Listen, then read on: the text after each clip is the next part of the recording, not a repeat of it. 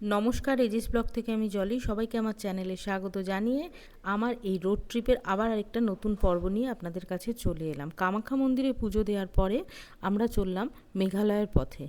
আর রাস্তার দুই ধারে এত সুন্দর আনারস আর বিভিন্ন রকমের চেনা এবং অচেনা ফল বিক্রি হচ্ছিল, সেগুলো দেখে খুব আগ্রহী হয়ে আমরা দাঁড়িয়ে পড়লাম।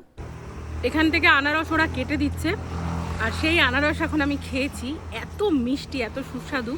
কখনো কেউ মেঘালয়া বা শিলং ঘুরতে এলে অবশ্যই আনারস খেয়ে টেস্ট করবেন। ভীষণ টেস্টি, কিন্তু খুব ভালো।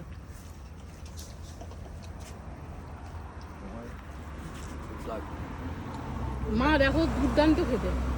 এরকম মিষ্টি আমাদের ওখানে পাবা না কোনোদিন। আনারস খাওয়ার পর্ব শেষ করেই আবার আমরা চলতে শুরু করলাম আমাদের গন্তব্যের দিকে। তো মেঘালয়ের মধ্যে ঢুকেই আমরা দেখলাম মেঘ আর বৃষ্টির অপূর্ব মেলবন্ধন। পাহাড়ের ওপর মেঘ কালো হয়ে যেন চেপে বসে আছে। আর একদম মেঘালয়ের এন্টার করার সাথে সাথেই প্রথমেই আমরা দেখতে পেলাম উমিয়াম লেক। অপূর্ব সুন্দর, একদম রোডের ধারেই রয়েছে, যাওয়ার পথেই আপনারা এটা দেখতে পারবেন। আমরাও তাই জন্য ওখানে গাড়িটা পাশে দাঁড় করিয়ে রেখে আমরা বেশ কিছুক্ষণ লেকের ধারে দাঁড়িয়েছিলাম। আর এখানেও চলছিল মেঘ, বৃষ্টি আর হাওয়ার খেলা।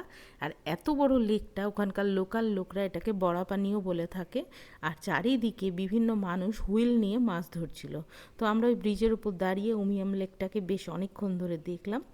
যখন দেখে মনটা শান্ত হলো, তখন আমরা আবার রওনা দিলাম। আর এই মেঘালয়াতে আমার খুড়তুতো ভাই থাকে, তা আমরা প্রথমেই যাব ওর বাড়িতে। তো প্রথমেই আমরা গিয়ে পৌঁছে গেলাম ওর বাড়িতে। তারপর আমরা এখান থেকে বিভিন্ন জায়গায় ঘুরতে বেরোবো ওদেরকে সাথে নিয়ে।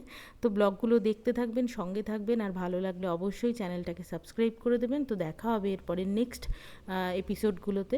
তো সবাই ভালো থাকবেন, টাটা।